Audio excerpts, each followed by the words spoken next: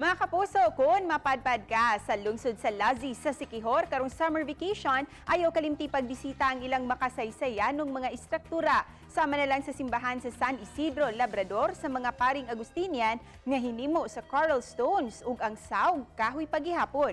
Ang kumbento sa atumangang bahin sa simbahan, giingong labing dako ug labing karaan sa Asya. Sulod sa museo, makita ang mga antigong butang. Gikan sa simbahan, pwede mo diretso sa Cambugahay Falls nga adunay gilayon nga 2 kilometros. Walay entrance fee pero adunay bayad nga 20 pesos sa mga sakyanan nga i-park ug 10 pesos sa mga motorbikes.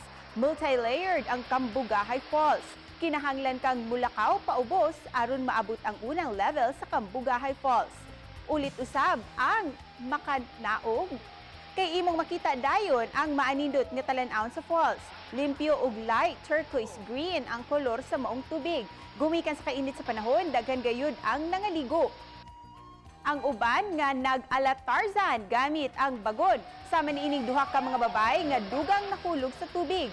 Ug nahingangha ka sa unang level, mas mobilib ka sa ikaduhang level sa falls. Pwedeng maligo o muambak sa maong dapit.